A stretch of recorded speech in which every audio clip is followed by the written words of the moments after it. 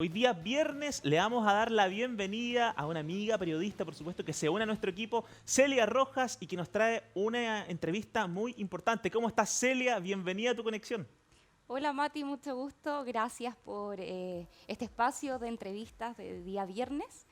Em, y bienvenidos a tu conexión matinal porque ahora vamos a conversar con Esteban Maturana, que es vicepresidente de la Confusam, y vamos a conversar sobre el paro que tienen los funcionarios públicos de la salud. Súper. Adelante entonces, Celia. Gracias. Esteban, ¿me escucha? Te escucho, muy buenos días. Buenos días, Esteban, ¿cómo está usted? Bien, pues acá, un día helado en Santiago. ¿Un día, perdón? Día helado en Santiago, Día helado, nublado. así. Me imagino debe ser inspirado también porque ustedes están en paro, quizás nuestra ciudad apareció un poco nublada porque parece que no han llegado a acuerdo con el gobierno tras estar en reuniones con el ministro París. No están de acuerdo básicamente con el presupuesto 2021, ¿cierto? Del 2021. Cuénteme qué es lo que está pasando, cuánto va a durar este paro. Bueno, la explicación fundamental de este paro, usted la mencionó, es el presupuesto destinado a la salud pública en particular. Es el lugar donde se atiende el 80% de la población del país, que es la población que más requiere de atención de salud, porque es la población de más bajos ingresos, la más dañada desde el punto de vista sanitario y por supuesto también la más afectada por la pandemia. La mayor parte de los casos de contagio y de muertes se están en las zonas de comunas más pobres del país. Y eso es una realidad que debiera expresarse en materia presupuestaria en un incremento importante de los recursos destinados al sector salud, destinados a la primera línea, a quienes estamos atendiendo en el día a día, en los consultorios, los servicios de urgencia, en las postas rurales, a la gente que por una u otra razón se ve afectada por esta pandemia. Sin embargo, a pesar de que eso debiera ser lo lógico, lo razonable, lo prudente, lo necesario, para el gobierno esto no es así. El crecimiento presupuestario para este año es de 1,3%. En el caso particular de los consultorios, CEFAM, el Servicio de Atención de Urgencia, de la atención primaria, per cápita, que es el mecanismo de financiamiento de nuestro sector, crece en apenas 160 pesos por cada persona inscrita en nuestros consultorios. Y eso es claramente insuficiente. Es la primera vez en las últimas décadas que se produce un crecimiento tan bajo. Y en una condición compleja, porque si este año fue difícil para Chile por el tema de la pandemia, difícil por la cantidad de miles de muertos que tenemos, somos uno de los países con más muertos por millón de habitantes en el mundo, complejo por la grave situación económica y social que ha generado la pandemia, cientos de miles de desempleados, gente que ha perdido sus ingresos, miles de empresas quebradas, etcétera. Sin embargo, es necesario que entendamos como país, y sobre todo el gobierno, que tiene que tener más claro, que el año 2021 va a ser probablemente un año mucho más complejo que el 2020.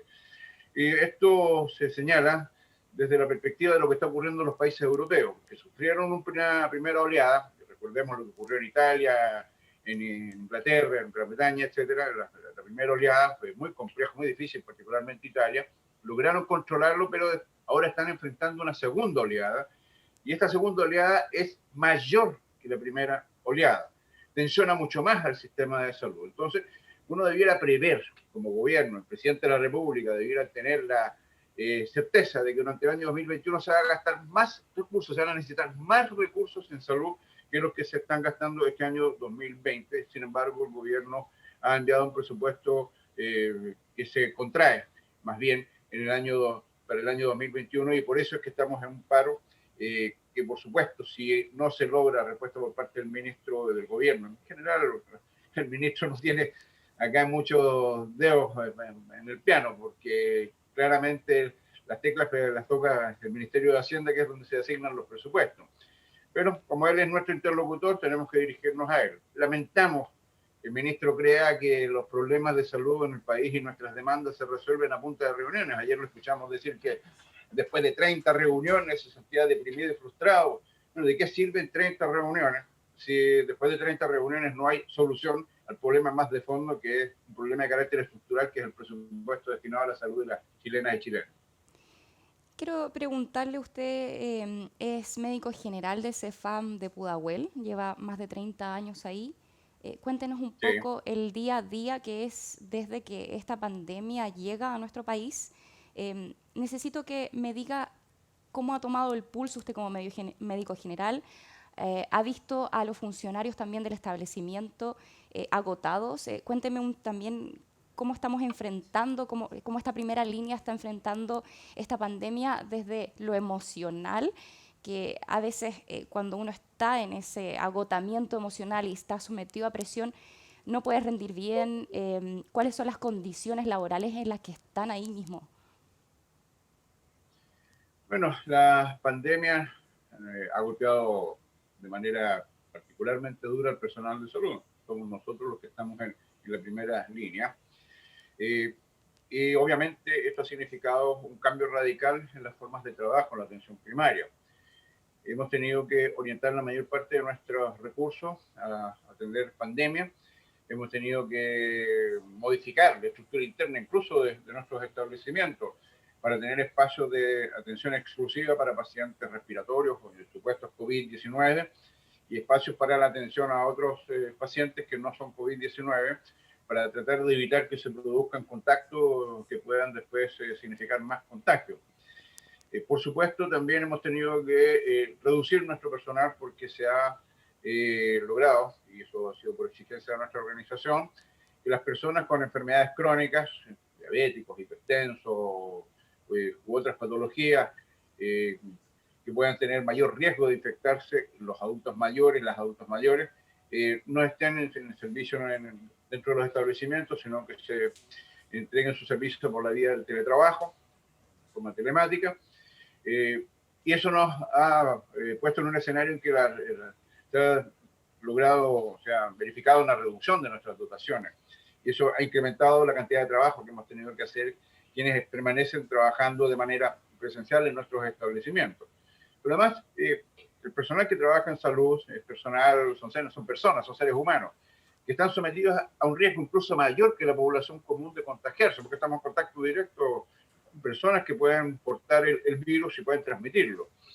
En eso también hemos constatado que la política del gobierno ha sido errática en materia de dotar a nuestro personal de los recursos necesarios para la protección personal, los EPP, tanto las mascarillas de buena calidad como todos los implementos necesarios para poder resguardar.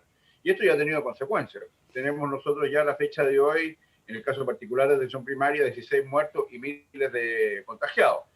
Y a eso habrá que sumar todo lo que ha ocurrido en el mundo hospitalario, que también han habido muertes y miles de contagios, etcétera. Por supuesto, esto significa una sobrecarga en lo personal, en lo emocional, muy sustantiva, una situación de estrés permanente y claramente nuestro personal ha sufrido las consecuencias. Hay unos estudios por ahí que hablan de la cantidad de problemas de salud mental que se han agudizado, se han incrementado en su número en el curso de los últimos meses y eso es de prever que en el curso de las próximas semanas y meses se vaya incrementando. Y si insistimos, la pandemia no está en absoluto controlada. Estas noticias respecto a Pfizer y su vacuna del 90% y la vacuna china y la vacuna rusa, la verdad es que no podemos jugar todavía nuestras cartas a la posibilidad de contar con vacuna. Por lo menos en los próximos 6 meses no vamos a tener vacuna. Y lo que sí sabemos es que en el curso de los próximos meses vamos a tener un rebrote y por lo tanto la situación se nos va a poner extremadamente compleja. Eso explica las razones, esas son las razones que están detrás de nuestra movilización en estos días y que por supuesto si no logramos respuesta de parte del gobierno en el curso de las próximas jornadas, esto debiera continuar en la próxima semana. Es decir, el paro se podría extender a la próxima semana. ¿Tenemos alguna fecha límite para poder que la gente también se vaya adelantando? Porque cuando tenemos paro de los funcionarios públicos quedan también turnos éticos, pero no tenemos la misma capacidad de personal que teníamos antes, cuando no teníamos paro, ¿no es cierto? Aclarémosles eso a la gente, por favor. Bueno, la verdad es que nosotros esperaríamos que el gobierno tenga la capacidad de entender. Estamos también presionando y haciendo lobby a los parlamentarios para que las partidas del sector salud sean rechazadas. Algo hemos logrado porque entiendo que se rechazó el per cápita en algunas de las comisiones presupuestarias que están estudiando las partidas. y esperamos que en el curso de esta semana que se inicia en el Parlamento se dé una discusión en la que se pongan sobre la mesa estos antecedentes. Si bien entendemos que es necesario resolver los problemas de la economía, hay que buscar que generar más empleo, resguardar sobre todo a las pequeñas y medianas empresas, donde está el 80% de la mano de obra en nuestro país, eso lo entendemos claramente.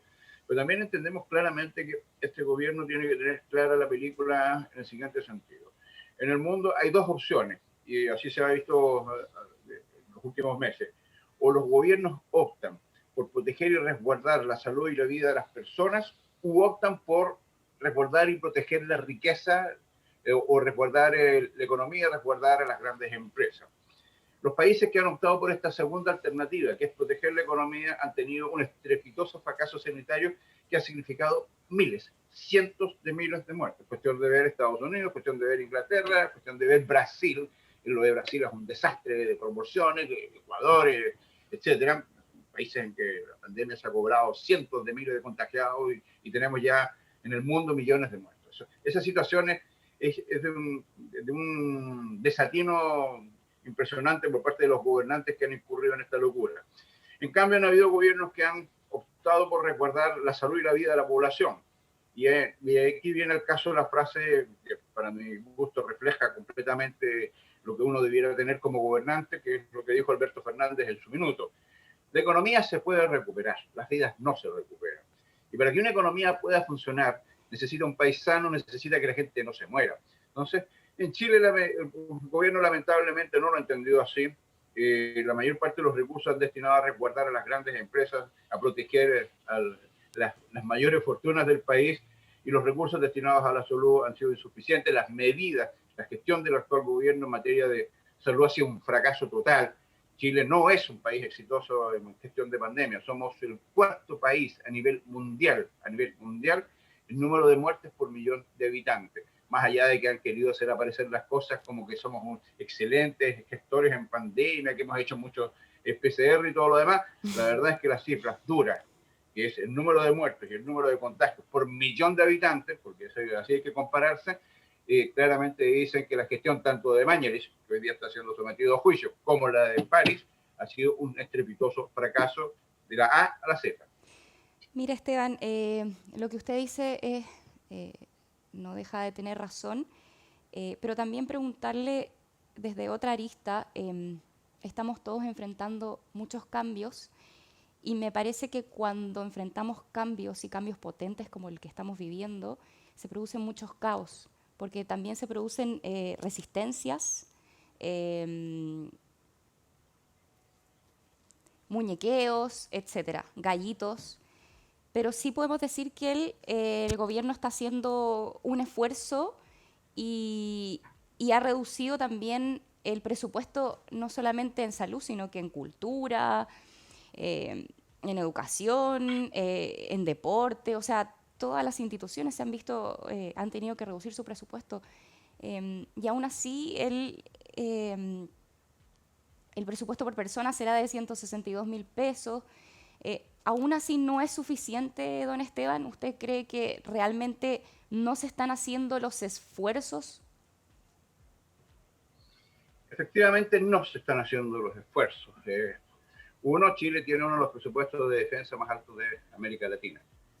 Nosotros gastamos una cantidad de recursos en materia de defensa y después de los fenómenos de corrupción que hemos visto, el Milico Gate, el Paco Gate, el Marina Gate y todos los casos de corrupción que han afectado hasta la PDI, por supuesto, y que han significado miles de millones. Obviamente uno entendería que el presupuesto de defensa debiera acotarse y la verdad es que eso no ha ocurrido. Ese es un primer punto. Lo segundo es que en materia de salud Chile tiene una tremenda deuda con la salud de larga data. Los presupuestos de salud en Chile en las últimas décadas siempre han sido insuficientes, con el agravante además de que por ley se nos obliga a entregarle a las clínicas privadas miles de millones de dólares, que en las últimas décadas le hemos dado más de 15.000 millones de dólares a las clínicas privadas para comprar prestaciones que el sistema público no puede hacer porque no nos entregan los recursos que nosotros necesitamos para poder hacer las cosas a las que nos obliga el AUTE, por ejemplo. Lo demás, a propósito de la situación de pandemia y los esfuerzos económicos del gobierno. Chile es uno de los países que tiene una de las deudas públicas más bajas del continente americano. Y Chile tiene una posibilidad de endeudamiento bastante amplia que nos permitiría acopiar recursos para poder enfrentar la pandemia en muchas mejores condiciones. Y el gobierno no lo ha hecho, porque se ha optado por privilegiar esto que tanto gobiernos de concertación como de derecha han considerado como una especie de pecado mortal transgredir, que son los equilibrios económicos, los equilibrios macroeconómicos. Y obviamente sí, tenemos excelentes equilibrios macroeconómicos, pero lo que es la microeconomía de la gente de a pie, de la gente de la calle, la situación es un desastre. Chile tiene posibilidades de poder entregar un presupuesto contracíclico en un escenario como el que se está viviendo en este momento, pudiendo endeudarse porque tiene un nivel de deuda pública bastante bajo, y eso el gobierno no lo está resolviendo. Y no lo está resolviendo porque ¿quiénes gobiernan Chile? Bueno, son empresarios y su lógica fundamental es una lógica de empresarios, y claramente aquí el tema de la salud pasa a un segundo plano frente a las demandas que ellos tienen como empresarios y cuya preocupación fundamental es generar más riqueza. Quiero también preguntarle, don Esteban, usted que lleva muchos años, más de 30 años en el servicio público y siendo médico general también, cuénteme, desde hace 30 años, ¿cómo ha visto el cambio de Chile? Hemos crecido. ¿Cuál es su sentir sobre un Chile cansado que estaba hace 30 años, era muy pobre? Hemos modernizado, pero como una carcasa al exterior, y nos falta, o sea, ¿estamos igual que hace 30 años en el ámbito de salud? No, no estamos igual que hace 30 años, y en eso nosotros como organización nos podemos sentir orgullosos, porque gracias a la presencia de la Confusam, hoy día existe la atención primaria. Antiguamente no existía la atención primaria. Contémosle a la gente que hace la Confusam, porque a veces las siglas y todo no lo entienden. Cuéntenos bien ahí cómo están ustedes organizados. La Confusam es la Confederación Nacional de Funcionarios de Salud Municipal. Somos la organización de los equipos de salud de la atención primaria municipal, sector donde trabajan decenas de miles de funcionarios. Nuestra organización agrupa más de 40.000 trabajadoras y trabajadores desde Arica hasta Punta Arenas. Y integramos tanto al auxiliar de servicio, al conductor, al administrativo, al técnico de nivel superior, a los profesionales no médicos y a los médicos, etcétera. Es decir, somos una organización que ha asumido la defensa del equipo de salud.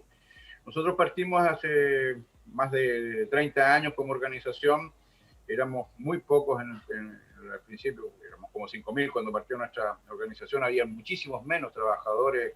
Cuando empezamos nosotros éramos como 20.000 trabajadores en atención primaria. El nivel de recursos que se gastaba eran 5 veces menos que lo que se está gastando hoy en día. Y la verdad es que no existíamos. Los consultorios eran el patio trasero de los hospitales. Y gracias a nuestra organización, trabajo que hemos desarrollado a lo largo de estos años, una organización que se precia de ser una organización democrática, pluriestamental y autónoma de los partidos políticos y de los gobiernos de turno, hemos logrado en estos años que la atención primaria tenga un lugar en el país y que los recursos destinados a este sector se hayan incrementado de manera notable y que el personal haya crecido también de manera notable. Efectivamente, hoy en día no podemos decir que estamos igual que hace 30 años, hemos mejorado sustantivamente, pero sin embargo es insuficiente. Quiero solamente poner un dato sobre la mesa para que nos hagamos claro qué es lo que pasó. En los años 70, gobiernos de demócrata cristiano, no voy a mencionar el gobierno de la UPP para no incurrir en eso, el Producto Interno Bruto destinado a la salud pública en términos de aporte fiscal directo era de 3 y tantos % del Producto Interno Bruto. En el último presupuesto que se aprobó en dictadura, antes de que Pinochet se retirara de la moneda, fue de menos del 1% destinado a la salud pública. Es decir, durante los años de la dictadura se desfinanció totalmente el sistema, se llevó a una situación completamente desastrosa, y hemos logrado en estas últimas décadas recuperar parcialmente el aporte destinado a la salud. Sin embargo, todavía es claramente insuficiente. Chile, como país de la OCDE, es uno de los países que menos gasta en términos de aporte fiscal directo en salud. Otro dato que es importante: el 50% del gasto total en salud del país se destina al 80% de la población más pobre, que más recursos necesita.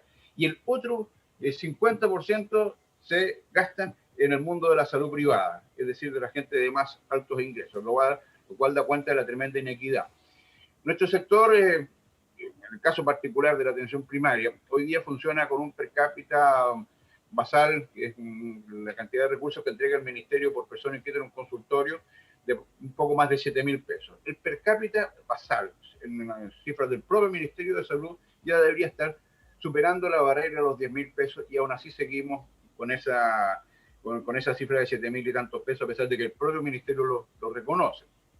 Obviamente hemos ido avanzando en el curso de las últimas décadas. Se han construido más establecimientos, los CEFAM de hoy día son muy distintos a los que teníamos anteriormente. Son bastante la modernos. cantidad de equipamiento es bastante mejor, pero la verdad es que el esfuerzo que se ha hecho es completamente insuficiente y el pecado más grave que tiene Chile, o sea, pongamos las cosas sobre la mesa, el Producto Interno Bruto hoy día, según las cifras que tenemos, con el que teníamos en el año 1930. Chile es uno de los países que tiene el ingreso per cápita más alto de la región, de las Américas. Pero el problema es que esa cifra no dice una realidad que quedó expresada claramente en el estallido social. La distribución de la riqueza en Chile es absolutamente desigual. La concentración en unas pocas familias de la riqueza es brutal. Es una de las concentraciones de riqueza más brutales del mundo. De hecho, en un reciente estudio respecto a la inequidad en la región de las Américas, Chile es el país más inequitativo de América. Y ese es el drama, ese es el problema. La inmensa mayoría de las chilenas y chilenos no son de la clase media. Son gente que está en permanente situación de endeudamiento.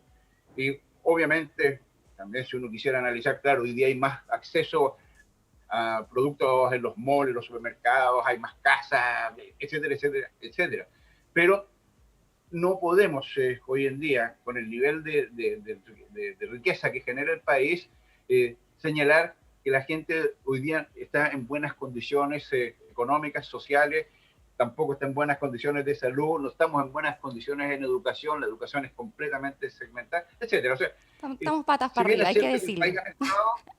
Pero la verdad es que la desigualdad es un pecado gravísimo del modelo económico chileno. Preguntarle para finalizar lo del bono por trato al usuario, en qué consiste, y también ustedes tienen una encuesta en su página para los funcionarios de la salud pública que pueden responderla para que evalúen en el fondo cómo están siendo las condiciones sanitarias laborales que tienen. Cuéntenos de eso para ir cerrando y bueno, despedirnos. El bono de trato de usuario es una asignación que recibe nuestro personal en el mundo, tanto de los establecimientos de la atención primaria como de salud centralizada, que se entrega contra una evaluación que se realiza mediante una encuesta aplicada a los usuarios. Entonces, estas encuestas se realizan en meses de septiembre, octubre de cada año. Es una encuesta que se realiza en cada uno de los centros de trabajo que tenemos tanto en la atención primaria como en la atención hospitalaria. Y de acuerdo a los resultados de esa encuesta, los establecimientos en el país se clasifican en 3 tramos, tramo 1, tramo 2 y tramo 3, y en el mes de noviembre, de acuerdo a la clasificación que tenga cada establecimiento, el personal de ese establecimiento recibirá una asignación por trato usuario. Esta asignación en el tramo 1 es un poco más de 300.000, en el tramo 2 es de 200.000, en el tramo 3, que es un tramo de menor calificación, es de un poco más de 100.000 y eso se paga ahora en el mes de noviembre. El ministro París comprometió hace varios meses atrás, y sin que nadie le hubiera puesto una pistola al pecho, que el personal del mundo de la salud pública iba a recibir todos este año la asignación del trato usuario en el tramo 1, se comprometió. Pero cuando París ofreció esta asignación en el tramo 1 para todo el mundo, se le olvidó algo. No había conversado con el Ministerio de Hacienda. Y eso es un error gravísimo, porque quien distribuye los recursos financieros para los distintos ministerios es Hacienda. Si usted como ministro compromete algo sin consultarle al Ministerio de Hacienda, la verdad es que se puede ver en aprieto. ¿Qué es lo que le pasó precisamente a París? Que hoy día está ofreciendo una alternativa distinta, es decir, ya, vamos a pagar igual que se pagó el año pasado, es decir, tramo 3, tramo 2, tramo 1, pero después en diciembre les vamos a compensar a todos el tramo 1. Eso, por supuesto, tampoco Es creíble porque nuestra gente ya hace mucho tiempo que aprendió que un dicho muy claro es: obras son amores y no buenas razones. Es decir, mientras no haya un compromiso concreto suscrito no solamente por el ministro de Salud, sino por el ministro de Hacienda, claramente es muy difícil esperar que esto se concrete. Pero si bien ese es uno de los temas que está puesto sobre la mesa, para nosotros es el tema central, porque es un tema de largo plazo, es un tema que tiene que ver con un tema de carácter estructural, es el problema del presupuesto. Nosotros necesitamos, exigimos y vamos a dar la pelea hasta donde sea necesario para que el Congreso y el gobierno incrementen el presupuesto destinado a la salud pública, donde se atiende el 80% de la gente de más bajos ingresos del país. Bueno, Esteban, gracias. Agradecerle por la amabilidad que tuvo de tener este contacto con nosotros, de explicarle bien a la gente en la casa lo que está pasando con el paro de los funcionarios públicos de la salud municipal. Y bueno, estaremos pendientes y monitoreando lo que va pasando con ustedes y ver si tenemos novedades también de parte del gobierno, que lleguen a acuerdo. Bueno, ánimo, me imagino que están todos desgastados, pero fuerza, hay que seguir adelante. Gracias. Vamos a volver con Matías ahora. Gracias, Esteban. Agradecerle a los usuarios que estos días nos han estado acompañando y esperamos que nos sigan acompañando. Tendremos turnos éticos porque ninguna urgencia va a dejar de ser atendida. Eso es muy bueno de aclarar. Muchas gracias, Esteban. Que estés muy bien. Buen día. Buen día para ti. Gracias. Gracias a Esteban y gracias a Celia Rojas. Celia, muchas gracias, Mati. Estás en pantalla nuevamente con nosotros.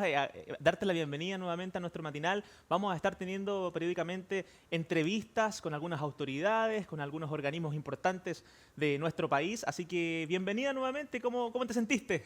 Muy bien, muchas gracias. De verdad que ustedes han sido un 7 y se los agradezco. Son personas muy, muy profundas. Y buenos amigos, así que esperemos que podamos seguir conversando y desgranar los choclos acá que tanto nos cuesta a todos ponernos de acuerdo y poder transmitirle también a la gente esperanza, porque estamos en un caos igual, pero hay que darle nomás. Hay que darle. Celia, un abrazo para ti, amiga, que esté muy bien. Besito, gracias. Chau, chau. Chao. 12 del día, vamos a hacer la pausa comercial y ya regresamos con más de Tu Conexión Matinal.